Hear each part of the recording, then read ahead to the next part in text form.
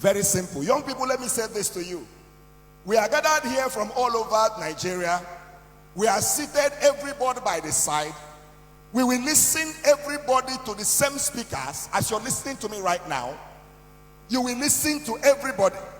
But it is not everybody that the words will be effective in their lives. It is going to be effective for the person who listens and decides that the prophecies on his head will not go in vain. This is University of Nigeria, Nsukka. Several years ago, I came to this school as a student. Before I came to this school as a student, I was physically challenged at the age of 3. And between the ages of 3 and 10, I was a beggar in my village. Everybody knew me. I was crawling on the floor for 7 good years. I will hang something on my neck. I will go to the marketplace to beg. That was what I was doing for 7 years. And for these 7 years, all my age mates were already in school. I was despised. I was nobody. Until one day, I decided to go to school. And when I got to school, the headmaster made a mockery of me and said to my father, "Why did you bring this one here? What did he come here to do?" He said to my father, "He can't be a student. So take him back home. He can't be a student." And then I asked the man, "What will I do?"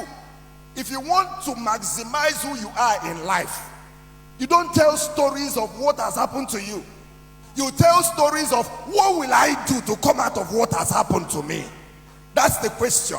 So I asked the man, "What will I do?" He said, "Go and learn how to walk." And for 1 year, I was learning how to walk with this stick. And I'll take a step and I will fall. Young people, listen to me. On the journey to success, you're going to fall several times.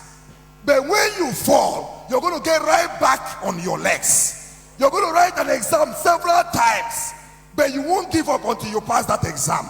You're going to go for interviews several times. You're going to be rejected, but each time they reject you, you return. You're going to set up businesses several times.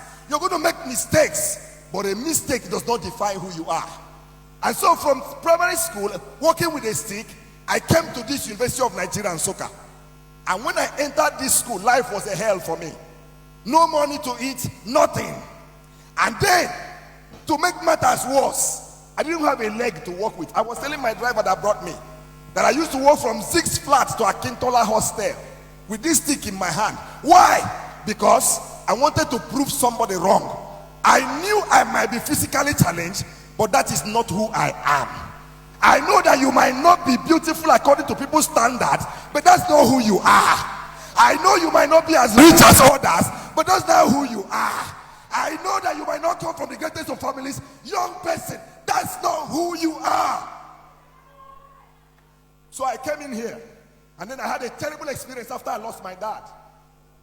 A lecturer, I went to ask him a question in the class, and this man said to me, "Bring the question to the class. I want everybody to gain from this question." So I came to the class, and he said to me, "Come and stand in front of the class at the mass communication department at the Faculty of Arts here."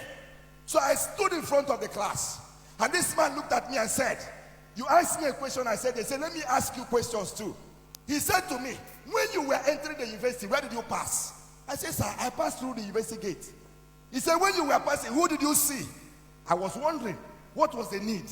I said, "Sir, I saw the transporters, the Okada people." Said, "Yes." "Who else?" "I saw the security people." "Yes." "Who else?" "I saw those hawking." He said to me, "Think very well. Who else did you see?" I said, "Sir, I saw those who were begging." He said, "Describe them for me." So I described them to him. I said, "Some of them are blind, some of them are physically challenged."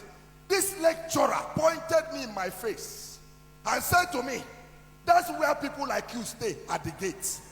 He said to me, "Pack your things, go to the gate, sit at the gate and beg." He said to me, "You will never become anything. Your place is at the gate." He said to me, "Look around the class. Is there anybody with a stick in their hand?" He said, "Pack." Listen to me, child of God. Young people, listen. Life is not about the container, but the content. Life is not about the container. It's not about how tall you are. It's not about who you think you are. What can you do? What is inside of you? What prophecy are you carrying? What dream are you carrying? Can I share to you? I left this school with a first class.